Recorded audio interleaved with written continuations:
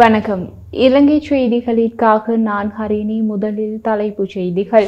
மதுவரி திணைக்களத்தால் நடத்திய அதிரடி சோதனை நடவடிக்கையில் சிக்கிய பலர் கைது. இனவாதம், மதவாதம் மற்றும் குலவேதம் என்பவற்றை இந்த தலைமுறையுடனேயே இல்லாதொழித்துவிட வேண்டும் என அமைச்சர் ராமலிங்கம் சந்திரசேகர் சுட்டிக்காட்டு. உயிர்த்த ஞாயிறு தாக்குதல், அமெரிக்க உளவுத்துறை பரபரப்பு தகவல். இனி விரிவான செய்திகள். இனவாதம், மதவாதம் மற்றும் குலபேதம் என்பவற்றை இந்த தலைமுறையுடனேயே இல்லாதொழித்துவிட வேண்டும் என கடற்றொழில், நேரியல் மற்றும் கடல் வளங்கள் அமைச்சர் ராமலிங்கம் சந்திரசேகர் தெரிவித்துள்ளார். தமிழ் சிங்கள புத்தாண்டை முன்னிட்டு அவர் விடுத்துள்ள வாழ்த்து செய்தியிலேயே மேற்கண்டவாறு கூறியுள்ளார். அந்த வாழ்த்து செய்தியில் அமைச்சர் தெரிவித்துள்ளதாவது: மலர இருக்கும் விசுவாசமான வருடமானது எல்லா மக்களுக்கும் அன்பையும் நிறைந்த ஆரோக்கியத்தையும் மிகுந்த சந்தோஷத்தையும் பல்வேறு வெற்றிகளையும் நிம்மதியான வாழ்க்கையும் வாரி வழங்கும் ஆண்டாக அமைய வேண்டும். இந்த விடயத்தில் இயற்கை மீது மற்றும் பொறுப்பை வழங்காது அந்த இலக்குகளை மக்கள் அடைவதற்கு அரசாங்கம் என்ற வகையில் நாம் உரிய களத்தை அமைத்து கொடுப்போம். ஒரு நாடாக நாம் மீண்டெழுந்தால் நிச்சயம் மேற்கண்டவாறு நாம் வேண்டும் பிரார்த்தனை ஈடேறும். எனவே இலங்கையர்களாக இன நல்லிணக்கத்தை ஏற்படுத்தி கொண்டு நாம் ஒன்றாக முன்னோக்கி செல்ல வேண்டும். இனவாதம், மதவாதம், குலபேதம் எல்லாம் அடுத்த தலைமுறைக்கு செல்லக்கூடாது. அதனை இந்த தலைமுறையுடனேயே இல்லாதொழித்துவிட வேண்டும்.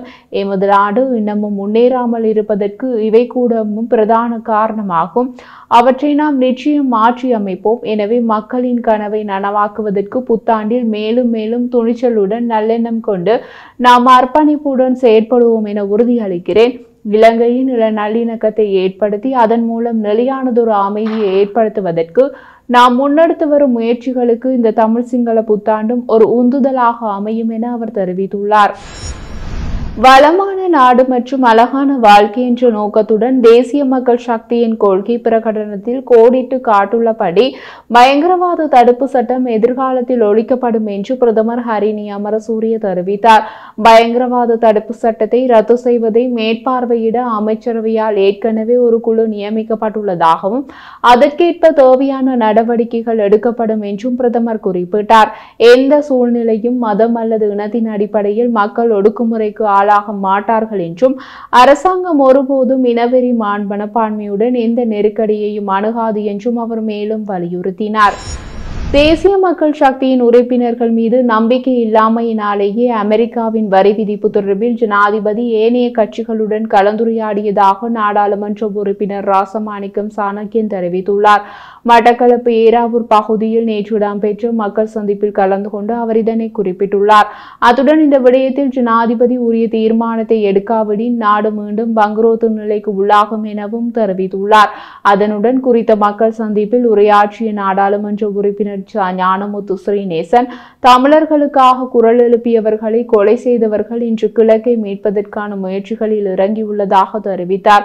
தமிழர்களின் குரலை மௌனிக்க செய்ய முயற்சிப்பவர்களை மக்கள் புறக்கணிக்க வேண்டும் எனவும் நாடாளுமன்ற உறுப்பினர் ஞானமுத்து ஸ்ரீநேசன் குறிப்பிட்டுள்ளார். நாடளாவிய ரீதியில் மேற்கொள்ளப்பட்ட சோதனைகளில் 1320 பேர் கைது செய்யப்பட்டுள்ளதாக போலீசார் தெரிவித்துள்ளனர். சித்திரை புத்தாண்டை முன்னிட்டு மதுவரி திணைக்களத்தால் இந்த சோதனை நடவடிக்கை மேற்கொள்ளப்பட்டுள்ளது. ஏப்ரல் 3ஆம் திகதி முதல் வரை மேற்கொள்ளப்பட்ட சோதனைகளின் போது குறித்த நபர்கள் கைது செய்யப்பட்டதாக மதுவரி திணைக்களம் தெரிவித்துள்ளது. மேற்படி சோதனை நடவடிக்கைகளின் போது மதுவரி திணைக்களத்தின் விதிமுறைகளை மீறி மதுபான விற்பனையில் ஈடுபட்டவர்கள் கைது செய்யப்பட்டுள்ளனர். அதனுடன் அனுமதி பத்திரம் பெற்ற 3 மதுபான விற்பனை நிலையங்களை சீல் வைக்கவும் மதுவரி திணைக்களம் நடவடிக்கை எடுத்துள்ளது. கொட்டாஞ்சேனை பிரதேசத்தில் துப்பாக்கிச்சூட்டு சம்பவம் ஒன்று பதிவாகியுள்ளது. போலீசாரின் உத்தரவை மீறி பயணித்த வாகனம் ஒன்றை இலக்கு வைத்த போலீசார் குறித்த துப்பாக்கி பிரயோகத்தை மேற்கொண்டுள்ளனர். வாகனம் ஒன்றை கடத்தி செல்வதாக கிடைத்த தகவலுக்கு அமைவாக மட்டக்குழி பிரதேசத்தில் போலீசார் வாகனத்தை நிறுத்த முயன்ற போது சாரதி வாகனத்தை நிறுத்தாமல் சென்றுள்ளதை தொடர்ந்து கொட்டாஞ்சேனை பகுதியில் வைத்து போலீசாரினால் துப்பாக்கி பிரயோகம் மேற்கொள்ளப்பட்டுள்ளது. இந்த நிலையில் சந்தேக நபர் வாகனத்தை நிறுத்திவிட்டு தப்பிச் சென்றுள்ளதாகவும் போலீசார் வாகனத்தை கைப்பற்றியுள்ளதாகவும் தெரிய வருகிறது. சந்தேக நபரை கைது செய்வதற்காக போலீசார் விசேட தேடுதல் நடவடிக்கையை முன்னெடுத்துள்ளமை குறிப்பிடத்தக்கது. அமைச்சர்கள் குடியிருப்புகள் நீண்ட காலமாக மூடப்பட்டிருப்பதால் அவை புதர்கள் வளர்ந்து பாழடைந்து வருவதாக பொது நிர்வாக மாகாண சபைகள் மற்றும் உள்ளூராட்சி அமைச்சின் வட்டாரங்கள் தெரிவித்தன. இந்த அமைச்சர்களுக்கான இல்லங்கள் தொடர்பாக பொது நிர்வாக மாகாண சபைகள் மற்றும் உள்ளூராட்சி அமைச்சர்கள் சந்தன அபேவர்த்தன கூறியதாவது, சிங்கள இந்து புத்தாண்டுக்கு பிறகு அமைச்சர்களுக்கான வீட்டு வசதி தொடர்பான முடிவு எடுக்கப்படும். அடுத்த அமைச்சரவை கூட்டத்தில் இது குறித்து முடிவு எடுக்கப்படும் என்றும் அவர் கூறினார். அத்தகைய அரசாங்கத்தின் அமைச்சர்களுக்கான உத்தியோகபூர்வ இல்லங்களை பெறமாட்டார்கள் என்ற கொள்கை முடிவு ஏற்கனவே எடுக்கப்பட்டுள்ளது. கொழும்பில் 35 அமைச்சர் இல்லங்கள் உள்ளன. இந்த உத்தியோகபூர்வ இல்லங்களில் ஒன்று ஏற்கனவே லஞ்சமில்லாத ஊழல் குற்றச்சாட்டுகள் விசாரிக்கும் ஆணையத்தின் பயன்பாட்டிற்காக வழங்கப்பட்டுள்ளது. தூதரகங்கள் மற்றும் அரசு நிறுவனங்கள் உட்பட கிட்டத்தட்ட 30 நிறுவனங்கள் பொது நிர்வாகம், மாகாண சபைகள் மற்றும் உள்ளாட்சி அமைச்சகத்திடம் அமைச்சர்களுக்கான குடியிருப்புகளை வாடகைக்கு எடுக்க விரும்புவதாக கோரிக்கை விடுத்துள்ளன. தூதரகங்களுக்கும் அமைச்சர்களுக்குமான குடியிருப்புகளை வழங்குவதில் அரசாங்கம் அதிக கவனம் செலுத்தியுள்ளது. சமூக நீதிக்கான தேசிய இயக்கத்தின் தலைவரும் முன்னாள் சபாநாயகருமான கரு ஜெயசூரிய நாட்டின் துரித முன்னேற்றத்திற்கு இடையூறாக உள்ள லஞ்சம் மற்றும் ஊழலை இல்லாதொழிக்கும் நோக்கில் தேசிய ஊழல் ஒழிப்பு செயற்திட்டம் ஒன்றை வெளியிடுவதற்கு அரசாங்கம் நடவடிக்கை எடுத்திருப்பதையும் அதற்கு ஜனாதிபதி அனுரகுமார தலைமைத்துவம் வழங்கி செயற்படுவதையும் பெரிதும் வரவேற்பதாக தெரிவித்துள்ளார். அவர் வெளியிட்ட அறிக்கையில் மேலும் கூறியிருப்பதாவது, லஞ்சம் மற்றும் ஊழல் முற்றாக ஒழிக்கப்பட வேண்டும் என்ற எதிர்பார்ப்புடன் காத்திருக்கும் நாட்டு மக்களின் விருப்பம் இச்செயற்திட்டத்தின் ஊடாக ஈடேற வேண்டும். அதேபோன்று 2000 ஆண்டு கொண்டுவரப்பட்ட அரசியலமைப்புக்கான 17வது திருத்தத்தினூடாக எதிர்பார்க்கப்பட்ட ஒரு மாற்றத்தின் அமைவாகவே நாம் இந்த முயற்சிகளை கருதுகிறோம். அதேவேளை லஞ்சம் மற்றும் ஊழலுக்கு எதிரான புதிய சட்டம் ஒன்றை உருவாக்குமாறும் அதற்குரிய கட்டமைப்பை வலுப்படுத்துமாறும் கடந்த சில வருடங்களாக நாடளாவிய ரீதியில் வலியுறுத்தப்பட்ட வந்த நிலையில் அதனை இலக்காக கொண்டு முன்னாள் ஜனாதிபதியின் ஆலோசனைக்கு அமைவாக முன்னாள் நீதி அமைச்சர் விஜயதாச ராஜபக்ஷ நாட்டில் இயங்கி வரும் சிவில் சமூகத்தினரிடம் ஒன்றிணைந்து செயற்பட்டமை பெரிதும் வரவேற்கத்தக்கதொரு விடயமாகும்.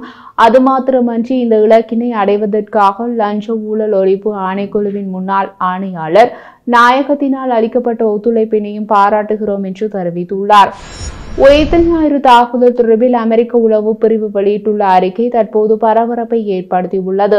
இலங்கை ஜனாதிபதி அனுரகுமார எதிர்வரும் ஏப்ரல் மாதம் 21ஆம் தேதிக்கு முன்னர் உயிர்த்த ஞாயிறு தாக்குதலுக்கு பொறுப்பு கூற வேண்டியவர்கள் யார் என்பது தொடர்பில் தகவலை வெளியிடுவதாக தெரிவித்திருந்தார். இவ்வாறான சூழ்நிலையில் தற்போது அமெரிக்க உளவு பிரிவு வெளியிட்டுள்ள அறிக்கை பல கேள்விகளை தோற்றுவித்துள்ளது.